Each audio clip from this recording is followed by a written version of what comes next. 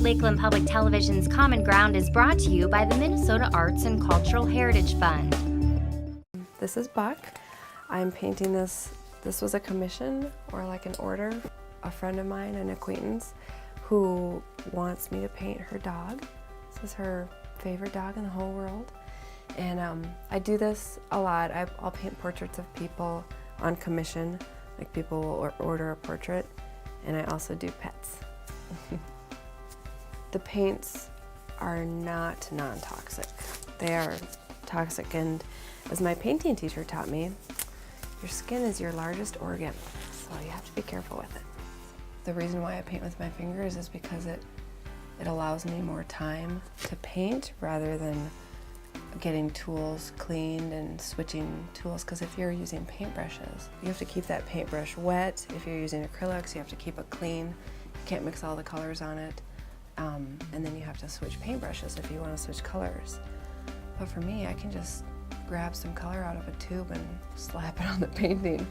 And that kind of caters to my impatient nature. I can't go back to brushes now. I like it too much. I'm too used to painting with my fingers now. When I was in college, in painting class, I used the brushes, but then I started using the knives and the palettes to really just daub paint on in different ways. And I think that was just a natural progression to finally where I just dropped the tools and started using my fingers. And it feels really natural to me, so I've always stuck with it. I use acrylic paints, just out of the tube, artist acrylics. If I'm filling an order, we'll do an order in about 3 weeks. I think it's about 20 to 30 hours of painting, and that is for something that's bigger than this one that I'm doing right now. This is a smaller one for what I normally do.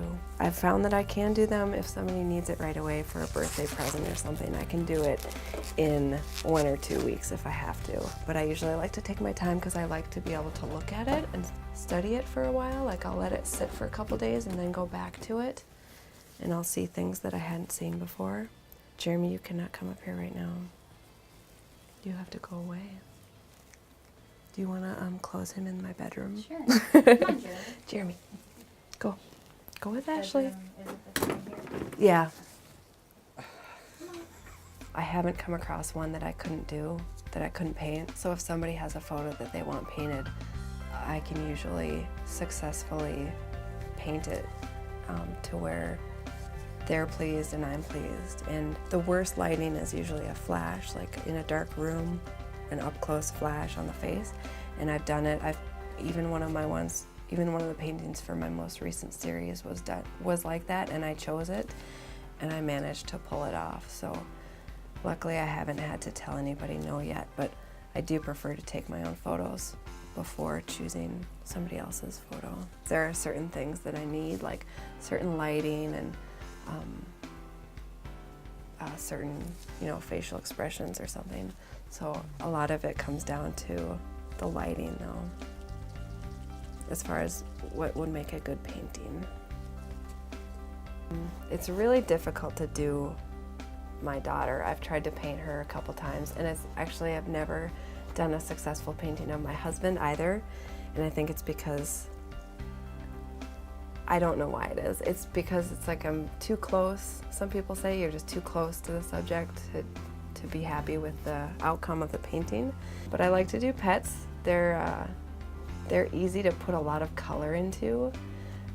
People are more difficult to put color into because you have to get the right colors, or else they'll look unhealthy, or if you put too much purple, they'll look sick, or it's difficult to get the right colors. But with pets, you can put pretty much any color in there into their picture or their fur, and it'll just look like more fun. I did have a show in Miami, which was a lot of fun. What I've discovered is that when I do exhibitions at galleries, that usually the best part of it is that I end up getting people who want to order portraits from me, because then they've seen my work. And then what happened in Miami was I had one show, and one woman decided to order portraits of her daughters, and then her friend saw them and decided to get portraits too of her kids.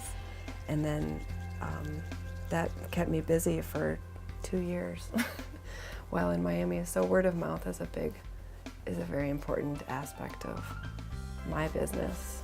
Right now, I'm trying to focus on getting into a gallery outside of Bemidji. Most of my shows have been in Bemidji, and I know that now is the time when I need to focus on diversifying. I'm hoping to get into some galleries in Minneapolis or St. Paul or just outside of Bemidji, but in Minnesota. Well, this series was fun. I got to choose by myself. I got to choose all the women who were in it. I was looking for strong women, and I don't necessarily know all of them, so I got to choose some of my friends and family for the paintings. I had friends send me photos that they had of women, and I chose some of those as well. And I let my friends know what I was looking for as far as the lighting goes. Yeah, so I got to choose a wide range of women I knew and women I didn't know. A couple of them ordered prints, which are less expensive than the painting, so that's good. And then, yep, I did get a couple offers. I've found that when people, if I'm doing a portrait of somebody for myself, if I just say, oh, can I paint your portrait, and then I paint it, about 50% of the time when they see it, they want it, which I don't think is, I don't think it's narcissism. I think maybe it is, I don't know. I don't know what it is, but people love to see a portrait of themselves. I think it's because they can see themselves in a new way, because it's so different from real life. I hope it's different from real life. I think I like the reaction that people have when they see it. I know that I did a good job if somebody cries. Because they usually will do, their husband or their wife, or they'll get their kids painted. And I'd never know if they really like it, because they'll be like, oh, that's great. But if they cry, I know that they like it. And that's a fun part about it, is being able to, connect with people in that way. Portraits they really get to people's hearts. And that's fun to be a part of that process, to be able to help them get there. I like being able to see something that wasn't here before. It's like this painting is pretty unique in that it didn't exist before I started it, and now that I've finished it, it's another thing in the world. If you enjoyed this segment of Lakeland Public Television's Common Ground, consider making a contribution at lptv.org. If you have segment ideas pertaining to North Central Minnesota, contact us at legacy@lptv.org.